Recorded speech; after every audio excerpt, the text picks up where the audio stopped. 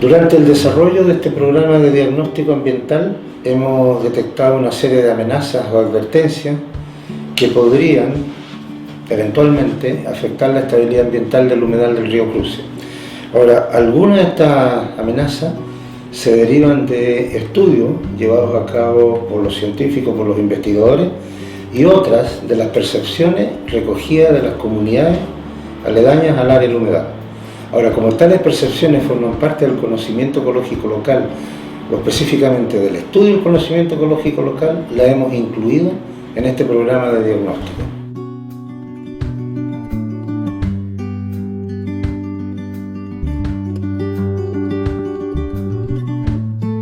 Sagitaria está creciendo en los lugares donde anteriormente estaba la comunidad de Luchecillo.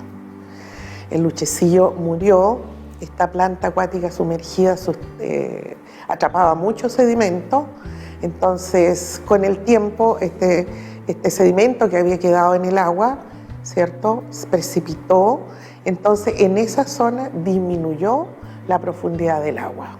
Y ese es un ambiente adecuado para la llegada de Sagitaria, quien incluso puede compartir al principio hábitat con luchecillo, pero como ha disminuido la profundidad, después es desplazado totalmente por Sagitaria. Desde mi experiencia, ¿cierto?, como botánica y conocedora de plantas acuáticas, pienso que Sagitaria, considerando las características morfológicas y de tejido, no sería una planta palatable, ¿cierto?, para aves herbívoras, como las taguas o los cisnes.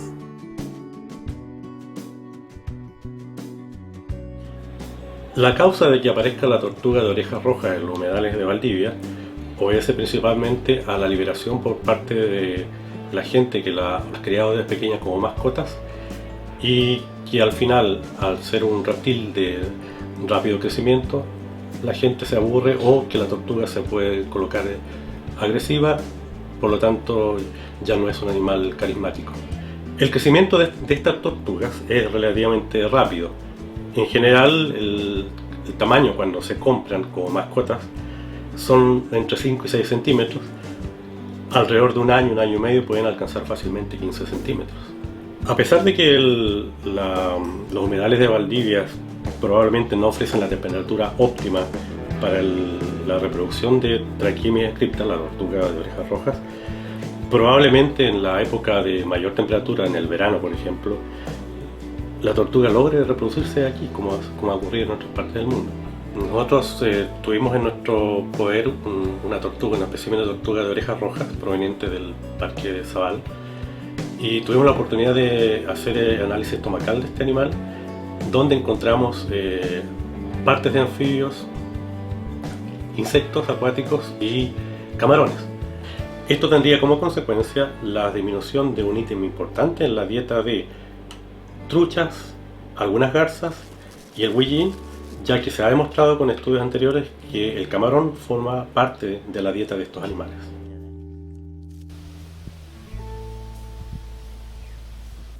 Bueno, el bisón como un carnívoro, el orden que pertenece, es una especie que básicamente tiene actitudes para predar sobre otros, ¿ya? Tiene unos caninos, digamos, y adaptaciones que hacen que sea un depredador bastante exitoso, y además que habita en distintos ambientes, tanto terrestres como acuáticos, en distintos rangos de latitud, y puede ser con nieve, puede ser sitios no tan fríos, y eso hace que básicamente la predación sea uno de sus principales impactos. Se ha observado, por ejemplo, que es muy dañino, por así decirlo, en islas donde hay nidificación de aves que están acostumbradas a nidificar en el suelo, y justamente ahí es donde preda y está haciendo bastante daño. El bisón podría afectar a la fauna nativa del humedal de distintas formas, ¿ya? Una de ellas es la más esperable, digamos, porque esta especie es un carnívoro y como un predador va a comerse a otro, ¿ya? Y esos otros, en el caso del humedal, candidatos, digamos, que conocemos pueden ser justamente vulnerables a esta predación son el coipo, ¿ya? Que es un mamífero acuático que justamente se sobrepone donde se mueve junto con el bisón, y es bastante vulnerable porque las crías de coipo se crían justamente entre la totora, donde justamente son muy alcanzables por el bisón. Este tipo de historia es sumamente similar a lo que le pasaría al cisne, una especie que pesa 5 kilos, un adulto, que las crías son bastante vulnerables en su periodo, digamos, de pollo a juvenil, cuesta mucho que emprendan vuelo, por lo tanto el bisón, la verdad que es tanto los adultos que hemos observado en algunos videos como son predados, como los juveniles y los polluelos son bastante vulnerables a la predación. Esas especies son interesantes de que sean evaluados en su impacto porque justamente son las que representan mucho a este humedal. Otro impacto que se puede esperar es justamente la traída de enfermedades, ¿ya? El bisón justamente, si bien habita ambientes de humedal, ellos son capaces de salir del humedal y llegar hasta las casas de la gente y justamente ahí tener contacto con perros. Y sabemos que justamente estos perros en muchos casos no están en buenas condiciones de salud, tienen distemper y contactándose con ellos pueden traer de vuelta el distemper al humedal. Eso lo hemos estudiado y es un riesgo, por ejemplo, para una especie amenazada como es la nutria de río Gullín, que es un carnívoro y que también está expuesto a este tipo de enfermedades.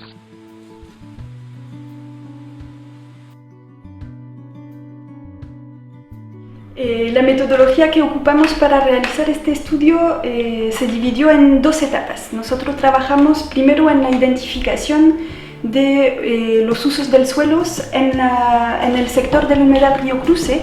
Identificamos los usos actuales del suelo. Una vez que identificamos estos terrenos, nosotros trabajamos en la identificación de los cambios de uso del suelo. Es decir, que partimos con la base del 2014 que teníamos y de ahí, con la fecha que habíamos identificado, trabajamos sobre los cambios. Trabajamos en 4 fechas distintas: 2014, 2006, 1990 y 1961, y empezamos a trabajar sobre el uso del suelo. Nosotros trabajamos con diferente material y entre otros material fotografía aérea. Aquí es un ejemplo de una fotografía analógica, pero ahora nosotros trabajamos con fotografía digital. Es decir, que tenemos aquí la fotografía y nosotros tenemos que identificar cuáles son los usos de, por ejemplo, aquí el sector. Tenemos que identificar los bosques, las praderas, etc. Y el nivel de detalle puede ser bastante importante. Aquí podemos trabajar del uso hasta las especies casi. Primero realizamos la delimitación del humedal según criterios que pensábamos que podrían influir el río Cruce. Es decir, que aquí tomamos en cuenta la cuenca completa del humedal. Nosotros ocupamos un modelo digital de elevación y con este modelo definimos la cuenca del humedal. Eso fue nuestra base para el trabajo que hicimos. La conclusión principal de este estudio se puede resumir en 2 aspectos. Uno, la fragmentación del uso bosques y por otro lado la fragmentación de otros usos como son las praderas. Y también la segunda conclusión es el incremento de plantaciones forestales en el área.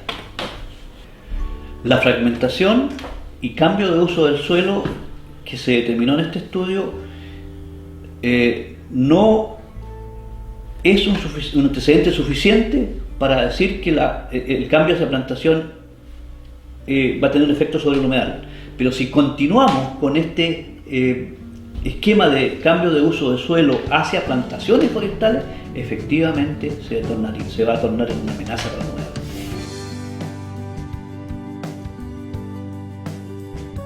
En la línea de cambio de uso del suelo, en realidad el enfoque estuvo dirigido a tratar de identificar cuál es la dinámica que tiene el territorio en estudio. Y en ese sentido se trabajó por un lado con la dinámica del cambio de uso del suelo, que fundamentalmente tiene que ver con todo lo que corresponde a la actividad agrícola, forestal, ganadera de la región. Y en otro aspecto tomamos la dinámica de las actividades económicas propiamente urbanas, industria, comercio, y la dinámica demográfica, para ver de qué manera los cambios que se pueden vislumbrar en esas variables pudieran incidir en la generación de algún tipo de amenaza sobre el sistema que se estaba estudiando. Se generan mapas con expresión de las densidades de población, de la localización de la población, de crecimiento, para ver cuáles son las áreas que están creciendo o están decreciendo en términos demográficos. Las conclusiones, por un lado, en el sentido en lo que tiene que ver con cambio de uso del suelo, se detecta un dinamismo bastante importante en cambios de cobertura. En lo que dice relación con la actividad industrial, en cambio, hay un relativo estancamiento y concentración en la ciudad de Valdivia. Y desde el punto de vista demográfico, la tendencia es fundamentalmente a un lento crecimiento de la población en general en la región de Los Ríos. Y en el caso de Valdivia específicamente hay que poner atención a lo que ocurre con la expansión suburbana. Se puede esperar que constituya una amenaza en la medida en que aumenta la presión de uso sobre particularmente las riberas del humedal. Y además todo lo que implica la instalación de nuevas viviendas en el sentido de generación de desechos, tanto sólidos como líquidos, la demanda o las demandas que se establecen sobre el sistema natural para obtención de algún tipo de recurso, por último recurso suelo, y es necesario limpiar el área para poder instalar nuevas viviendas, y todo eso puede constituirse indudablemente en una amenaza para un sector del humedal en particular. Durante el desarrollo de este programa de diagnóstico hemos detectado una extensión, un aumento en el área de planicies sedimentarias intermareales que ocurren en diferentes partes del humedal. Este aumento en la extensión podría ser un efecto combinado de varios factores. Por ejemplo, aumento en la sedimentación de partículas finas dentro del humedal, producto del lavado de las cuencas adyacentes, y lo otro, un levantamiento continental producto del movimiento de las placas tectónicas.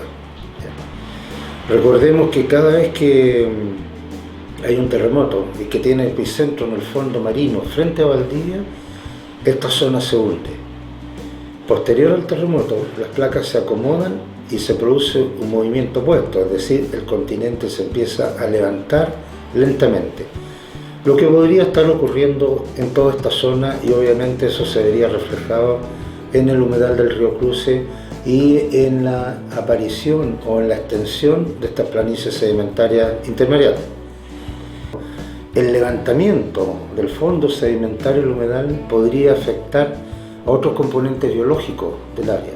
Al disminuir la profundidad debido al levantamiento del suelo, podría quedar menos espacio o menos volumen de agua para las macrófitas acuáticas que viven en estas profundidades bajas y que son el alimento primario de muchas aves herbívoras del humedal. Debido a lo mismo, instalaremos dentro del humedal un GPS, que es un aparato especialmente diseñado para medir movimiento de la corteza terrestre o de la corteza marina.